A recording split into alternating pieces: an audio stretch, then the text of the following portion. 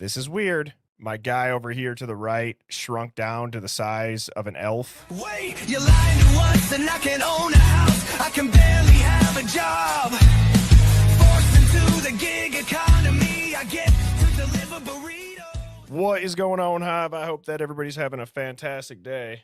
Thank you all for tuning in. Bryan Kohberger is not going to be the person that brings this case back into the limelight. Bryan Kohberger has nothing but narrative surrounding him. There's going to be a different reason. I do not believe that if the truth comes out about the Idaho 4 case, it's going to be because Bryan Kohberger was proven innocent by his legal proceedings, by his appeal. I really don't. I think that would have happened already, guys. The man hasn't said a word. He missed his appeal window. I'm not saying that he can't still make it happen and that there's not cases of people who are wrongfully convicted getting out years later. This does not seem like that at all.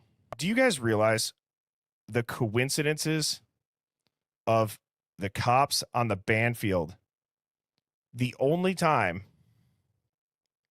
that they are running into those kids on the band field is right before or as the crime is happening.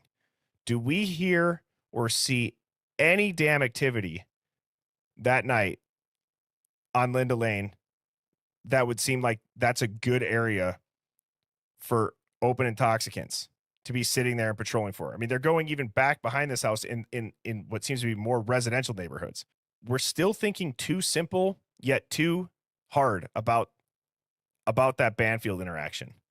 Tiggle Biddies says, I don't know shit, Birdie, but I'm just curious. Does anybody think that if, similar like how we watched Dylan's interview, would we know that anybody even died or that anything was going sketchy around this time? I mean, everybody seems calm. There's would these kids seem sketchy if this didn't happen at 1122 King Road that night? I don't know if it would seem sketchy. This is weird. My guy over here to the right shrunk down to the size of an elf. Can somebody tell me how this guy, is this just pure camera manipulation right now, everybody? Can somebody tell me how this dude shrunk? This is ridiculous.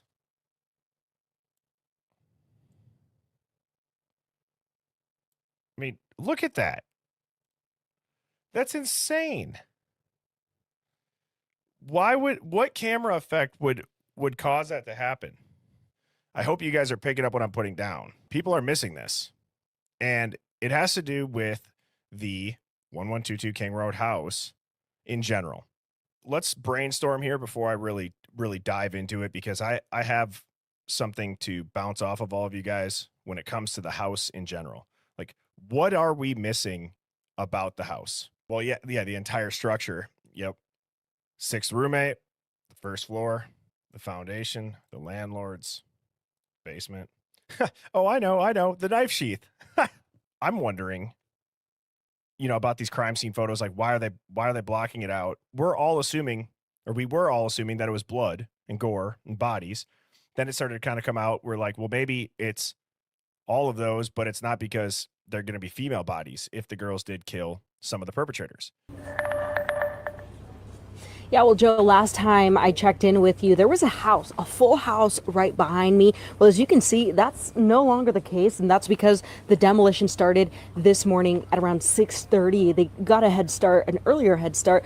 It was expected to start at 7, but they did come in a little bit earlier to get that done. I'm going to show you here some video of what it looked like earlier when the demolition started and throughout the time that they were taking down the home. That's going to show up on your screen right now.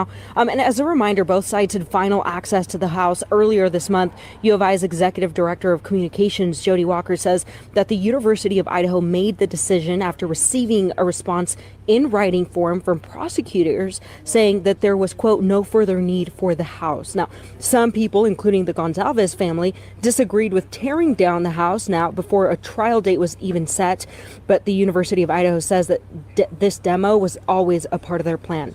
And now that students are away on winter break, Walker says that this was the right time to do it. And now more than ever, she says that students and community members have expressed their support. Our students have encouraged us to take that house down. We've heard from them. Many students live in the area of that house. That is a highly populated student area. And every day they have to look out their windows and see it. They walk by it. It is part of their daily life. And they're ready. I think it's really good that they're tearing it down. I don't want to say things will kind of go back to normal, but I think our campus will kind of start to heal from that. And a different student told us off camera that there was a committee created of students and facility members to gauge where students were at. She says that she felt included and a part of the conversation for today's decision. And just like I mentioned, that demolition just, there's really nothing there anymore. When I did talk to the university, they said it would take several days, about 6 to 8 hours today. But the house was actually torn down in about like 2.5, 3 hours. So they moved quickly. It's really unsure if they're completely finished with this. But Joe, we do know that the university does plan to put some grass in the area until they can decide what to do with it. All right, Brenda Rodriguez reporting for us from Moscow. Thank you so much. Will be interesting to see what the university ends up doing with that. Okay, so a couple things that I noticed. One, how weird is it that right here, these wall panels, they're already taken out. Now, was that where they said they removed the drywall or no? Because I spent a lot of time earlier this afternoon looking through this, and I'm just like, it looks like pieces of the wall are already off.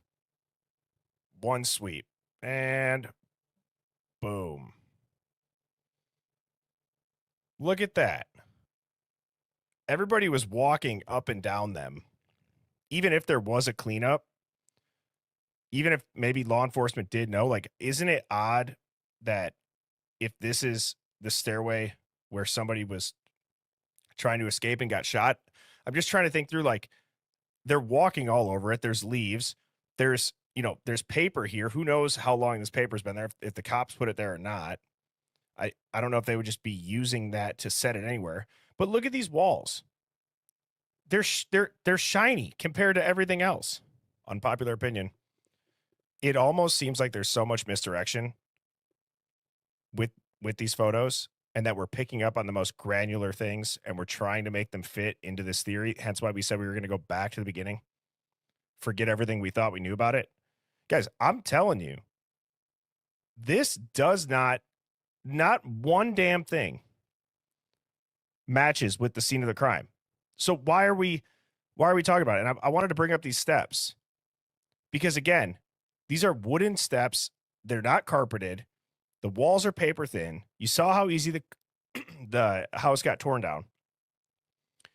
Nobody's believing that everybody was asleep, or a lot of us didn't originally. Now we know they weren't asleep.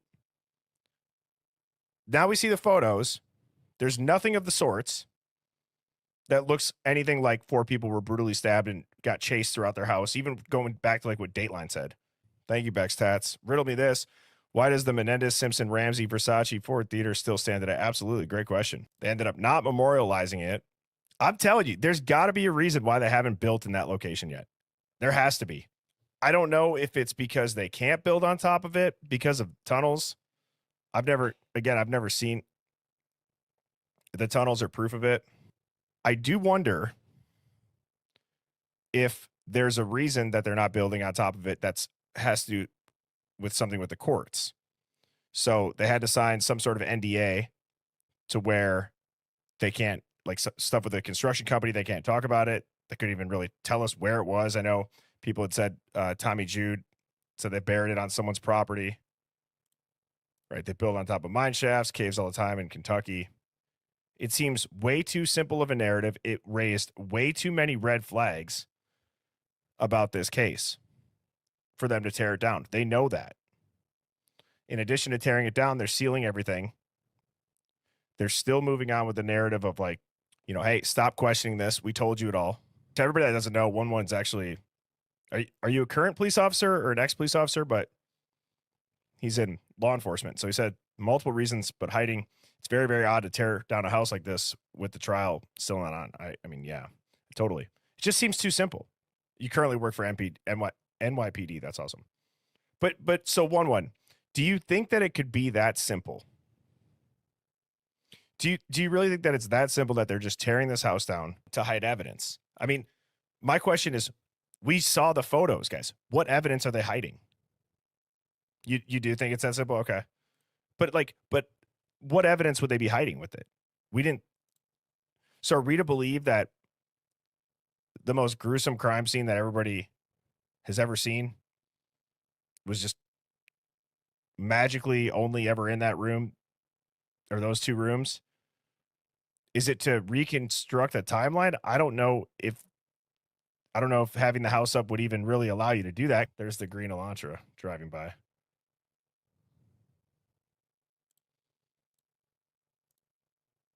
So you could bring a jury there, the more DNA. Okay. I mean, guys, think about the DNA argument too, though. They found other people's DNA. Like that's what I'm trying to say is every reason that we think they tore this house down for, it really, like, I don't know if it applies. So they have other people's DNA already. So they wouldn't need the house for that. Like to retest for it to see if somebody else was there. I mean, I feel like there's always arguments, especially if they're going to let it, like, let's say it got reopened and they're like, well, Brian Koberger had trace DNA. Can they really then go and use the argument of trace DNA for anybody else to convict them if Brian got off or is going to get off? I hope that makes sense what I'm trying to say. Because we can't say that the evidence they found on Brian Koberger being trace, isn't relevant. And then if they go back and they test it and they find someone else's that's trace, right? No, they could still use it, of course. But what I'm trying to say is I just don't see how they would have not gotten that collected. And you could say, oh, it was cleaned up. Well, if it's cleaned up, then the house doesn't matter that it's there. I just think that the house was torn down for some other reason that we haven't talked about yet. And I think it's going to tie into the truth. Like I'm telling you, last night at the end of the stream, when I watched the footage of where they say Brian Koberger sped away shortly after arriving, after being there for the Jason Bourne timeline window, I'm telling you, I believe that car is in reverse. Thank you, sweet PB. Appreciate that. Again, I'm not trying to just get up here and disagree with everybody because I agree with that. It just seems like clearly the legal route. So how do I explain this? For the sake of this conversation, you guys are all saying accurate points, but I'm saying as far as from the legal route, yeah, we know that the jury would probably have doubts. And at this point, we do need somebody to snitch on someone involved. The silence in that town is unbelievable. The only people that have ever been able to talk about it are the people that only confirm the narrative surrounding the girls. I just don't know how, to the point of if he's involved, how is nobody snitched about the other people? He could be taking the full blame. Just hard to see how one person could pull this off when none of the other witnesses or neighbors even recognize him. Again, there is minuscule DNA. There's no connection. The investigators, if we go back and we listen to that, well, if the other perps are dead, they wouldn't be able to. Guys, think about that. How is nobody else talked? Why isn't anybody else snitching? Well, what if they're dead? What if they're dead? Does that not align with that theory too? Does it not align with the theory that the other perpetrators may have died that night? That's why they tore down the house, because if we did do DNA testing, it would be other people's blood, as you all just said. We didn't get to see the bodies removed because there would be either more or less than they said, or they would be bigger than what females and the people that they say lived in that house that died, that maybe there was the assassination attempt on this house because parents of the kids in that house cooperated with the feds. So you're in the NYPD for the public facing conviction. Could that become the operation? What if the cover up also is just completely different? What if what we're just watching is literally a pieced together constructed narrative to make Brian Koberger take the fall because all of the perps are dead? Would Brian Koberger ever just have the operation of going undercover for that purpose? That's my question. It's hard because, guys, there's so much shit out there. It's so hard to get people to think collectively. I'm not saying that in the Hive, we only have to think through the fact that they could have died. If there's a better theory out there that we haven't looked at that makes some things fall into place, I'm all for it. Are we supposed to believe that we know this? We know the real perps are out there, but the FBI is just not going to do anything about it? That law enforcement at this high profile of a case is really just going to settle with Brian Koberger as the public facing patsy. I mean, again, not to just keep putting one on the spot, but there's really good men and women in the police force and the FBI with the highest integrity. Maybe it doesn't always get brought into that light in the news. And of course, we always hear about like the bad shit.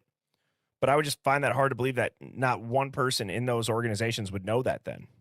One says most of the attack happened outside. This is why lack of evidence in the house. There's 3 cases still going on. That's obviously that's a very good point. Yes. Lisa asked, is it true that it was a message as far as like sending a hit for people that cooperated with the feds? I absolutely think that if there was a message sent, that would be the reason why.